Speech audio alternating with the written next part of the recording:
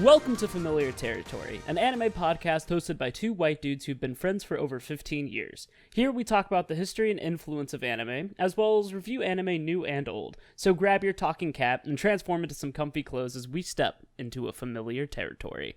My name is Grant. And I'm Brantley. So, today, we are going to be watching our first bona fide G-rated, everyone come on in and watch some good old Magical Girl content show here. We've covered so many like battle style or sort of adult oriented shows so far that we're finally getting something outside of that. Futari wa Precure, or Futari wa Precure, or We Are Precure, depending on what combination of the Japanese name and English romanization you're kind of looking at. You go look up the opening and you'll see the autocomplete is for Futari wa Precure. In reality, it's mostly Futari wa Precure, or We Are Precure, or just, from I think what you found on Verve, just Precure, right? Yep, just Precure. Whoa. So, good It's luck a tracking lot. this down. Yeah. But hey, that's what we're starting with today. It is the beginning of now the long-running series of Precure. They just recently had their 15th anniversary, as this, kicked off in 2004. And I think Precure is interesting for a number of reasons, but I think those will illuminate themselves either after we watch this episode or during. So in the meantime, just know we're in for a more boilerplate adventure than usual, and I'm interested in seeing particularly how Grant reacts with this. So, do you have any quick questions before we begin, or in general want to air your thoughts? Yeah, so what did Precure start as? Was it anime original, manga adaptation? Was it a light novel? Yeah, I'm fairly certain that it began as a manga. And if not began as a manga, then it was like pretty synchronous, the two of them. I know like on Wikipedia, the way they word it and the way they direct you around, it'll look like it's anime original. My anime list will say adaptation of a manga. So I think I'm going to rely on that. I'm going to go with like the guaranteed to be weeb generated description, as opposed to just the generalized Wikipedia version. All right. But yeah. And then I know that this show actually has a full-blown 4Kids dub-esque on Netflix. Yeah. So instead of it being Precure on Netflix, I don't think it's not the first season. I think it was only like the season from like 2012 or 2013, but I believe it's known as Glitter Force in America. I remember one time just perusing the recommended YouTube things. I saw that it's heavily censored, which is a weird thing because as far as I know, the show is fairly pretty mild. Yeah. But I know they censored Pokemon too, so yeah. But I know it was fairly popular. I know it's made by Toei Animation, which made basically everyone's childhood anime. They're to thank for a lot of early and foundational Magical Girl shows. If you're looking into the classics of the genre, then they tended to be the ones working on those shows. I know that they did Sailor Moon. They did Dragon Ball, which is a really good Magical Girl show. Yu-Gi-Oh! There's a transformation scene in Yu-Gi-Oh! So and hang on to that Yu-Gi-Oh! Thread. But anyways, yeah. All right. But that is fairly all I have to talk about it. I do know that they're still doing Precure, I believe. Oh yeah. It doesn't quite look like this, though. They did have a revival of this pair of characters. As like you mentioned, like there's a 2012, 2013 series, I think, and also they showed up in a crossover really recently, like in 2019, I think. Interesting. But more recently, Precure is, not to down it or anything, but really super standard Magical Girl stuff, where main character transforms, has pink hair, and then she has her color combo of friends to help out. There's usually a device involved. Sometimes they take care of a baby. et cetera, et cetera. It's like I want to say it's the perfect example of like totally inoffensive, consumer oriented magical girl property. This thing is meant to be merched and extended wherever it possibly can be. And it all began here. So it is the 7th. Oh no, that Wikipedia article was wrong. At the time of reading it, it was the 7th highest grossing anime film franchise or film. Oh, it still is. It's the 7th highest anime franchise that of grossing. It makes money, is what I'm trying to say. Yeah. It's and it is up there with One Piece, Dragon Ball, Pokemon, and so it's fairly popular and has a huge impact on that. I would say partially due to how they integrate into like products and things. I will say, reading this list, for some reason Madoka Magica is a 25. But I know that's because of, well, the Rebellion did a lot, gave them a lot of money, but I know that it has a huge merchandising, and I think that's what most of this comes from. Yeah, this has a lot of mileage and then merchandising upon that. Not to mention the things they're selling are very easily made into toys and for a purpose. So it's like, hey, in the sense of like your magical transforming item is, a compact mirror, or it's a little cell phone, which hey, I've heard your magical girl cell phone ringing a couple times, I think. in the background. No, I'm kidding. But I need to turn that off. Yeah. But yeah, there is the sinister edge of this of like, wow, this, I can see how this makes money. But hey, making money in itself is not an evil thing. Thank daddy capitalism for that, and the terrifying structures we have to live in. So, anime is fun and doesn't make money, but plastic things sure do. And I want to correct myself. What I was talking about was actually just film franchise. So this is only their films. Oh, well, go get it, girl. Damn. Okay. So Precure had 25 films, but that's why they're up there. They make an average of about $10 million per film. But the reason that Madoka's up there is because Rebellion made $21 million by itself. And the other ones made significantly less because they were recap movies. But it's interesting to see, how the fact that there are 25 Precure films is pretty insane to think about. Especially considering this franchise has been going for 16 years. So, that is more than a movie a year. But for their merchandise, their merchandise have sold over 162.13 billion yen in Japan. So it was the 6th highest grossing franchise when it comes to licensing and merchandise. Yeah, so interesting. Well, they sold $7 billion in merchandise as of 2019.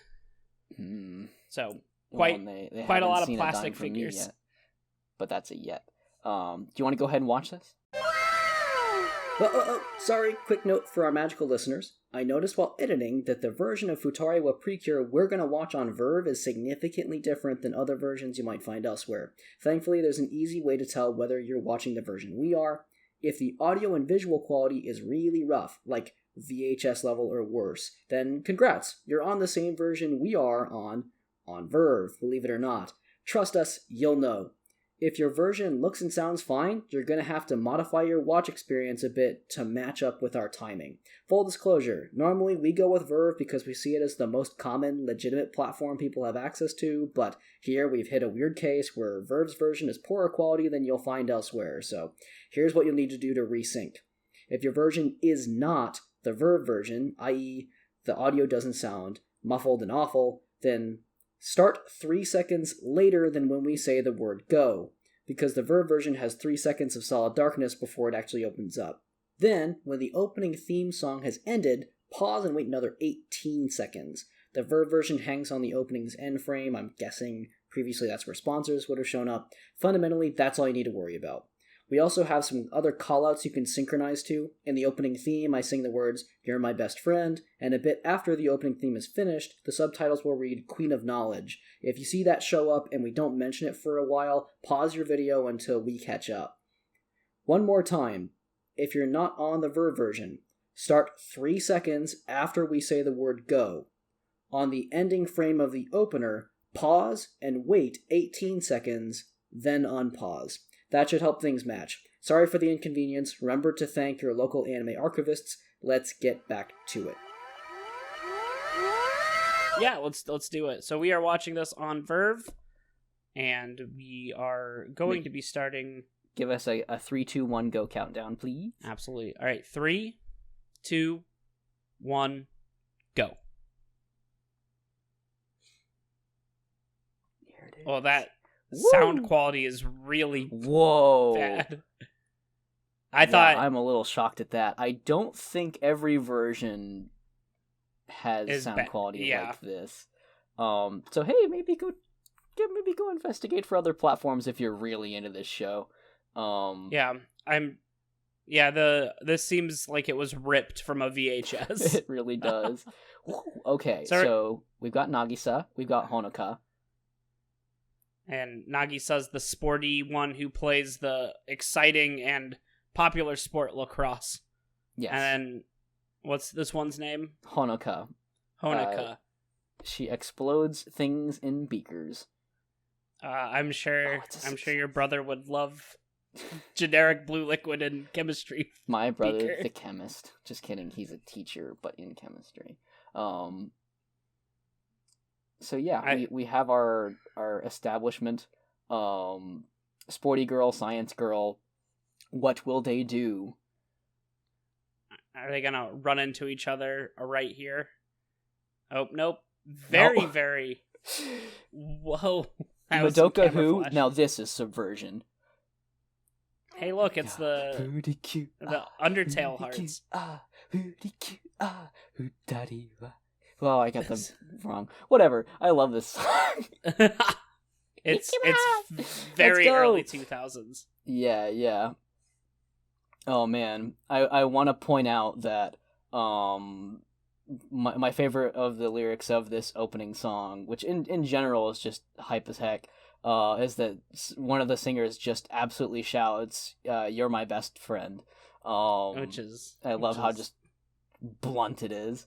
Oh, they held hands because they're best friends. Did you? Now is the animation going to be as good? This is an opening, so not really. I am enjoying. Here it comes. What'd you say? Friend. Oh yeah, they said that you're my best friend. Which is so great. One of the things I'm digging about this opening is it reminds me of like some of those older superhero shows that I used to watch. Yeah. So it was a lot of, repeating the name of the opening of the show. Very, very childlike and fun. Yeah. Which is cute. Mm-hmm. So the first episode is called "You Want Us to Transform? No Way," mm-hmm. which is great. Mm-hmm. It's a very goofy kind of atmosphere we're getting, and it does remind me a lot of the like late 90s, early 2000s superhero shows. Yeah. I also want to call out the combat in this show actually is kind of combat-esque from what I remember. It's not a sort of an Ojamajo Doremi type where they're kind of solving problems with magic as opposed to fighting people. I think fighting is going to happen, so this is a more action-oriented series. Which is fun. Yeah, I think Precure generally falls into that category. Although it's also in that same wing as, like, hey, we did the big move and we won the fight in very quickly or whatever. I like that they're talking about the shooting stars, and the science one is just straight up schooling them on knowledge. Yeah, I feel bad for like interrupting this. This is golden. Oh, this is Did she just give them an omen? Something bad will happen. A walking encyclopedia. What a great nickname. Mm-hmm. Queen of Knowledge. What a of excellent. knowledge. What does that make Nagisa? What'd you say? Oh man, she's also popular with the boys. I was gonna say if Honoka's the Queen of Knowledge, then what does that make Nagisa? I like how what is her nickname? Which one? Orange hair? Yeah. I don't know her name is Nagisa. I don't know if she has a nickname. I would have missed it.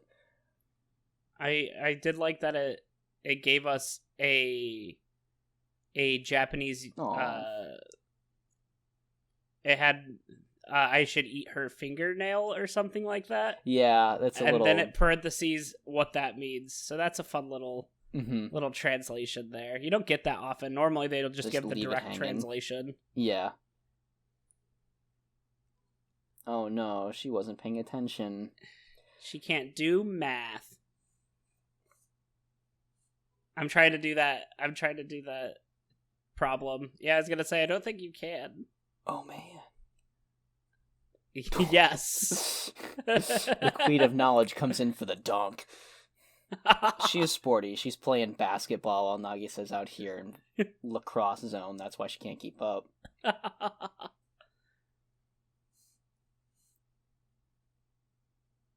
Yeah, she's schooling the teacher. Oh, because that's great. Yeah. I like how he's reading out of a book and he just miscopied it. Hey man, everybody's human. That's true. Yeah, that is a more realistic classroom scenario than I've seen in most anime. That's fair. Oh.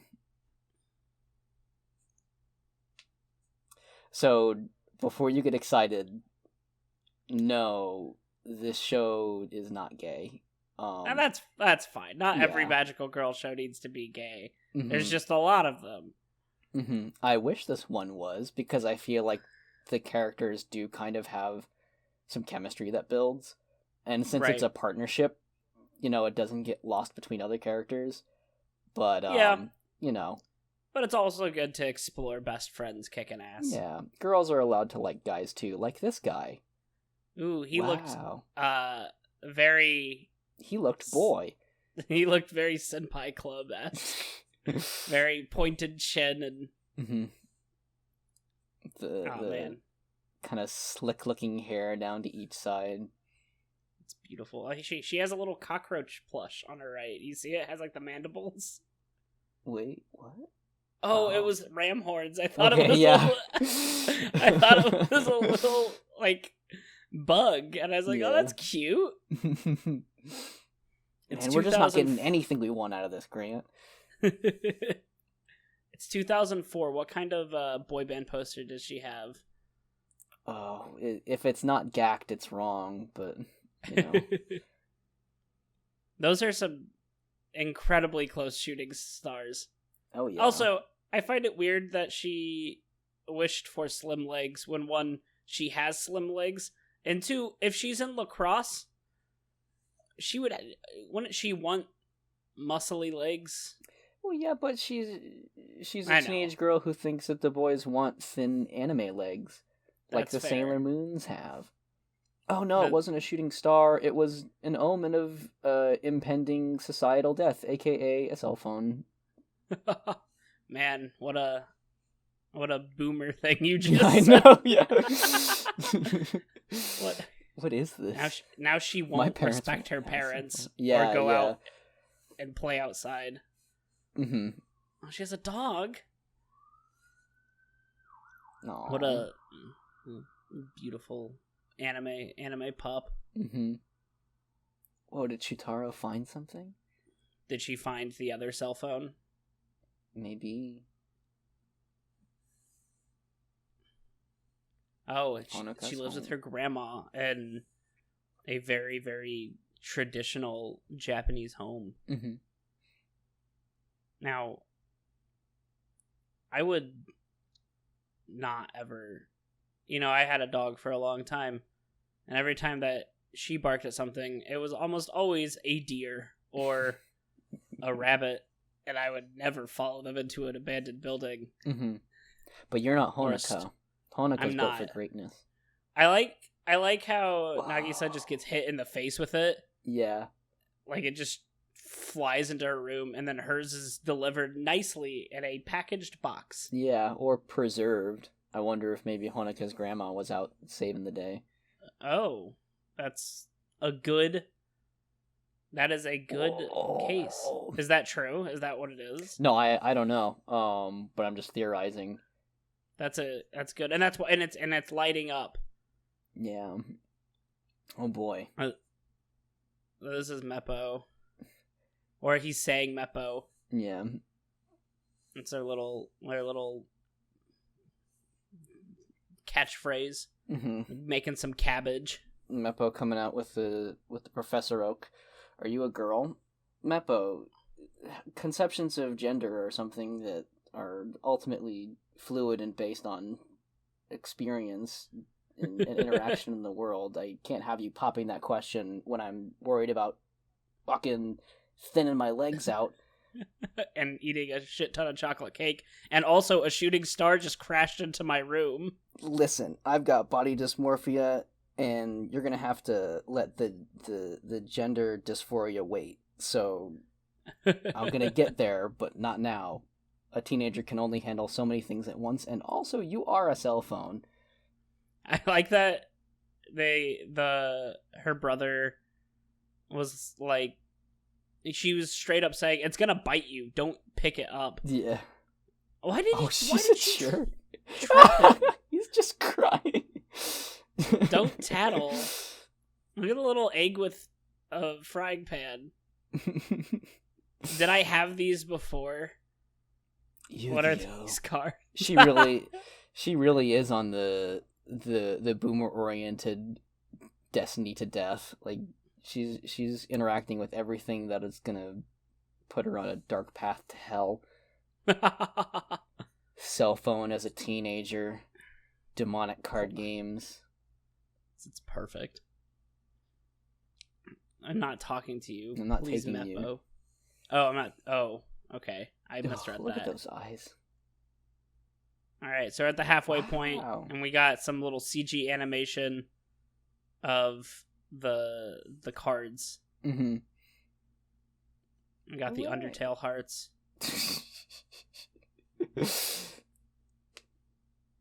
Oh man. Why the net? There is no reason for her to have the lacrosse stick at the moment, as far as I know. Besides the carry skirts don't have pockets. That's... Blame fashion designers for. I'm pretty sure being structurally misogynist, Grant. I'm pretty sure that fashion designers what the hell is with this guy's hair? Speaking of Senpai Club, I loved him.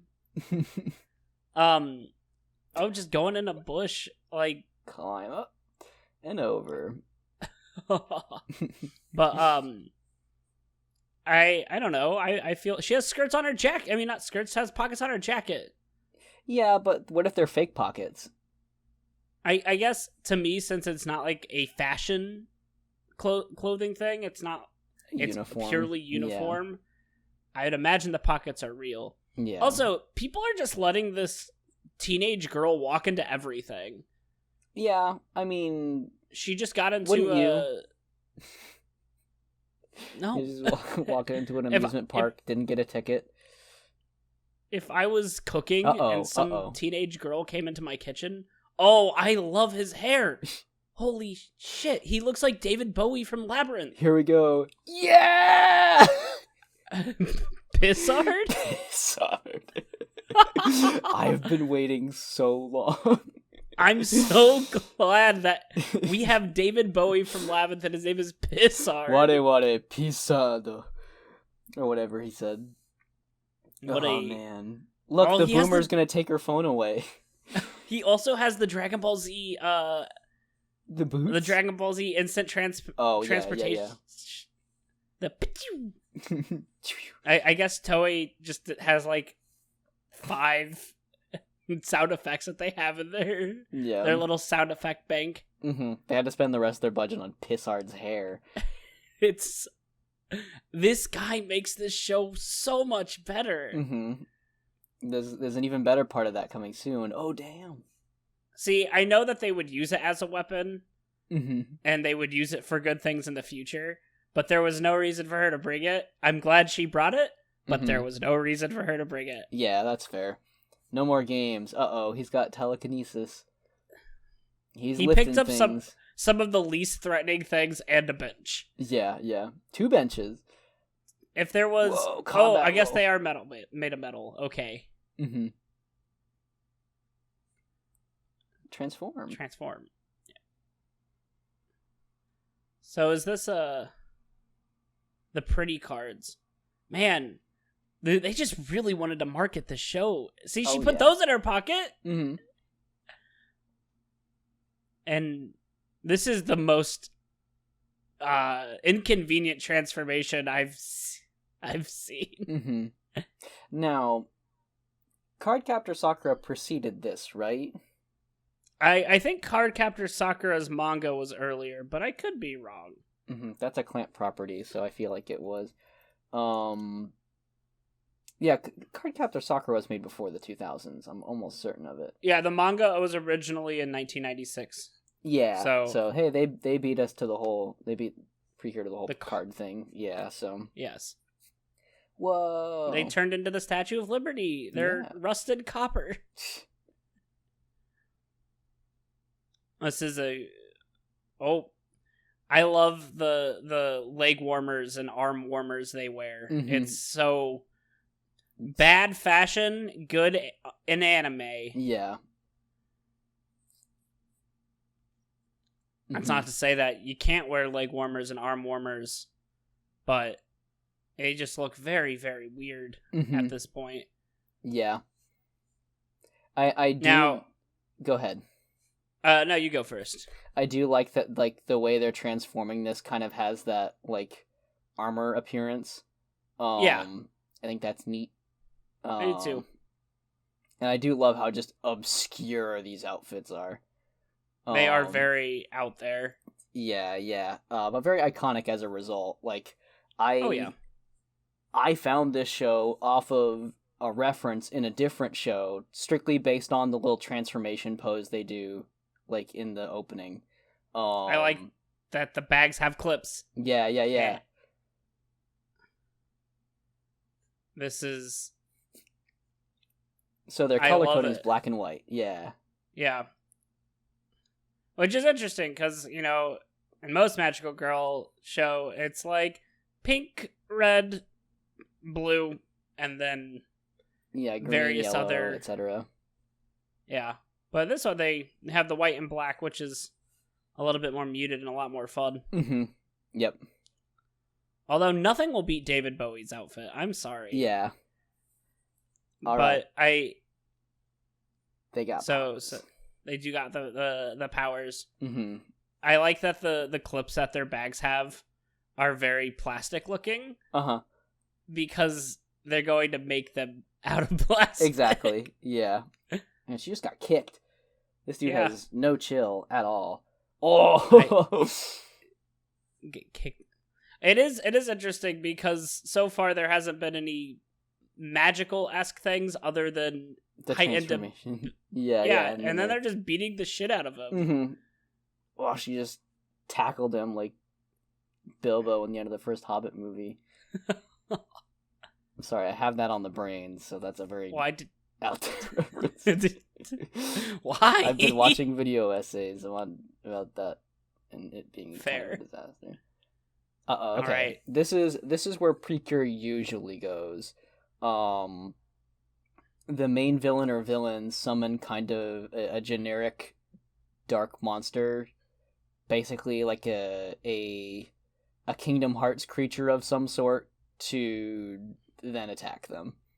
I like that Kingdom Hearts creature has been used multiple times in our podcast, and it's so true. Yeah. So it turned into the roller coaster. So it's kind of Sailor Moon-esque, where you'll have everyday items possessed by darkness. Yeah. Becoming monsters. That's neat. Yeah, I always enjoyed that as a kid, being able to theorize, like, as I'm walking around, like, oh, what would I do if this attacked me? I'd totally do a flip out of the way, and then I'd land on it, I'd get in the car, and then I'd ride with it, and I'd climb to the front, or whatever, like, it allows you to take your everyday kid life and turn it into something more bombastic. Yeah. Oh, it is fun. He shot his wheels as top spinning things. That's fun. Mm-hmm. I do like that the two of them animate differently. I like that they separate them in that aspect. I don't know if the animation holds up past this episode, but it's pretty darn decent so far. Is here Tiara Frisbee attack, essentially, where they do a combined attack. Let's see. We're gonna get the reused animation to save that money, baby. Yep. Hey, look, they're getting thunder armor, like Pikachu's shocking Swellow in the anime, doing the most stupid thing in the world. Oh man, they turned into rainbow. Marble Screw. Wow.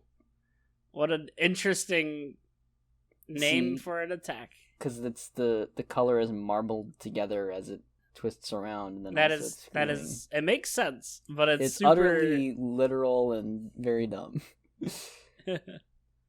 Oh, he got sad and turned into tiny stars. Turned into a bunch of ninjas from Super Mario Bros. 2.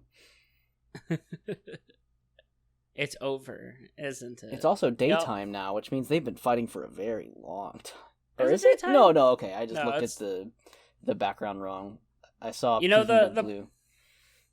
The park just closed, so it's not like there weren't employees there. They were probably cleaning, and then this happened. Yeah, but it's during a school season. I don't think they give much of a damn about what goes on. Ah, shit, another magical girl battle happening in the park. I don't get paid enough for this shit. Yeah. Alright, so now we've got our plushies. I have 2. Yeah. Now, are these like familiars through all the Precure? Are they the same, or do people get different ones? Oh no, it's always different. It's almost always a little tiny animal like this, but they always get a new one.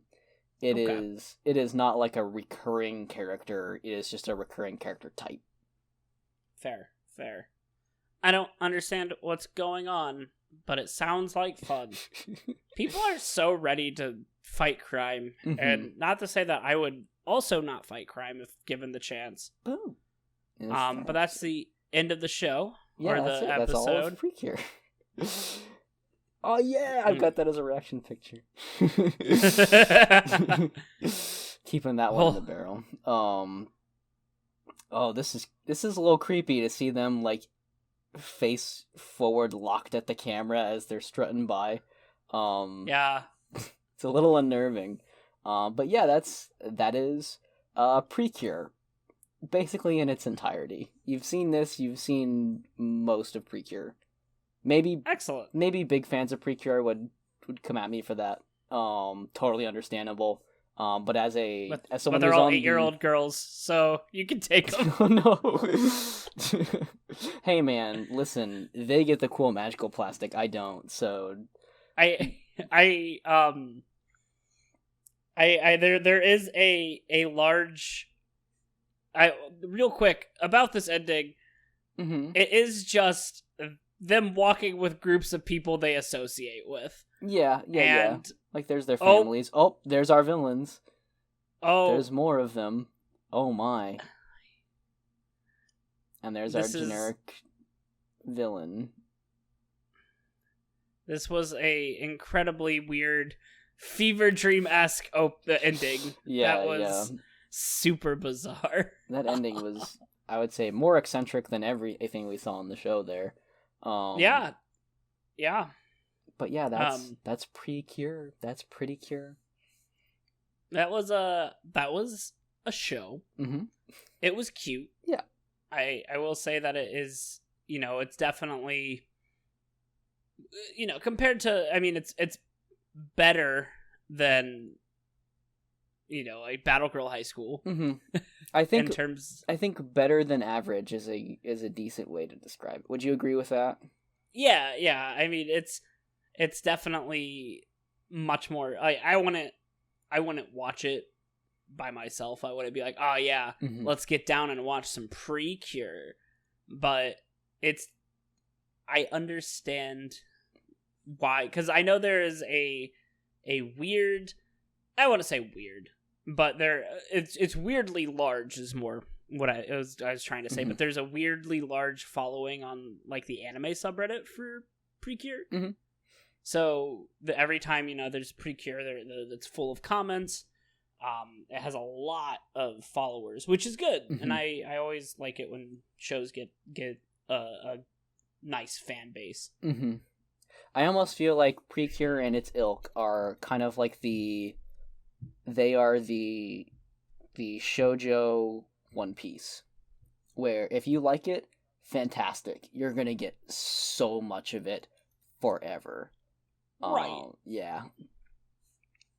And so if you're in that, then don't worry. From like I have watched this episode of Futari wa Precure, and I have seen a more recent Precure. I want to say, I can't believe I'm missing the subtitle. Hugto Precure, I think. And fairly similar in like the setup and like the general premise, except more often than not they have like a whole team of 5 or 5+ as compared to the partnership we have here. So I kind of like the idea of a partnership more Yeah. in a magical girl show. I'm surprised that this didn't spawn more of that. Mm-hmm. Not that I don't love my monochrome cast of characters, but it's interesting. It has more of a you have a little bit more room to grow as a character focused show. I know, for instance, in Sailor Moon in the later seasons, they have such a large cast of characters, including like Chibiusa, that it becomes the Sailor Moon and Chibiusa show with some of the other 5. Mm-hmm. And not that that's anything wrong, but when you have this cast of characters and it's so hard to use them, it's much better when you just get. I think the duo opens up a lot more interesting storytelling that we don't get to see too much. Mm-hmm. Yeah, it keeps it honest. There is no pretense of like, hey, you saw everyone in the opening, now they will step aside. You don't have to worry about that scope problem that gets introduced otherwise. Mm-hmm. Yeah. Who knows if we'll ever check out more Precure as a part of this podcast review series. But at the very least, I think this is like your quintessential Precure. Yeah, and I know it's not the first magical girl show to do the cards and plastic toys, but it's definitely the show that puts them at the forefront the most. Mm-hmm. Oh yeah. They don't waste any time, in other shows I feel like it's an evolutionary process where they slowly accumulate these different items. Here right. we're on episode 1 and we have the outfits, we have the cell phones, we have the animals inside the cell phones, and then we have the cards that go with the cell phone. Cards plural. Like they really waste no time, as you mentioned. And then you get some. You have a lot more. You have like the bags, and then you have. It's definitely their gadgets are the forefront of Mm-hmm. gadgets. Yeah. This definitely won't be the last sort of kids oriented magical girl show we touch either. I think just by the nature of recency and the fact that like, if you look at like the magical girl genre and what is contained within its population, so much of that like G-rated kids time stuff is just Precure. They're just right. like it's by sheer volume of how much they make. If you look up, hey, what kind of sort of happy-go-lucky or carefree magical girl shows will you find? You're gonna see Precure, blah blah blah down the line. It's not very easy to say over and over again. Yeah, it's easier if you do the Japanese pronunciation of like Precure, strangely. But anyways, I know of a few more that are like this in that childlike wonderment and just suitability. We might not hit them a whole lot again just because they start to sort of overlap quite a bit, but I'm still excited to touch on some different ones. No, and it's a fun little show, and I like it's interesting because, as you said, most of these feel good childlike magical girl shows are Precure now. Mm-hmm. But even things like Cardcaptor Sakura and Sailor Moon eventually start to delve into a little bit darker material, and but Precure always remains into that childlike focus. I don't know if magical girls are out of fashion, but it certainly feels like what is in fashion is the subversions on magical girl.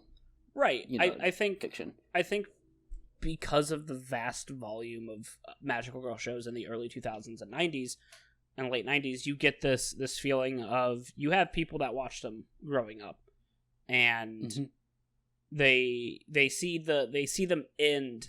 I know Sailor Moon has a fairly dark ending, or not dark in terms of like, oh, it's a rated R ending, but definitely a little bit deeper look onto the series, onto the universe, and then it ends. Yeah. And so I'm wondering, because you have these people grow up with this, and when they're ready to see more magical girl show, they want to see that look that they got at the end of Sailor Moon or near the end of Cardcaptor Sakura. So it's a fun little evolution of the genre, and I think Precure is still kind of that backbone of the classic original family friendly magical girl show. Yeah. I think there's a lot to be said in how to us this feels like a departure maybe from what we're used to out of magical girl shows. Because, we know of the genre tropes and trappings, but we don't often sit down and actually see that content. Right, absolutely. You see absolutely. Plenty of, like in the superhero genre, like American oriented, I feel like we know the tropes because we've been raised through them. And they're still kind of around. We're still having, origin stories that repeat, or like, things kind of going back to roots and stuff, as things evolve. But we've stayed kind of well and far away from, essentially the child-oriented shows, because we got into anime when we had internet search capabilities and just like a general awareness of what's out there besides us. Right. And so we got there after we were watching kid shows. It's kind of fun to see like, oh yeah, this has always been there, and this has been formational too. No, I 100%. It is definitely something that I want to focus on. I have some, I know we talked about doing some Sailor Moon episodes and some Cardcaptor Sakura episodes, so we'll definitely move into that. But it is definitely something to kind of help to, and watching shows like Precure and watching things like Sailor Moon, because in all technicality, when I first started watching anime, when I first started watching magical girl shows, Madoka Magica is my first one in terms of me sitting down and understanding that it's a magical girl show.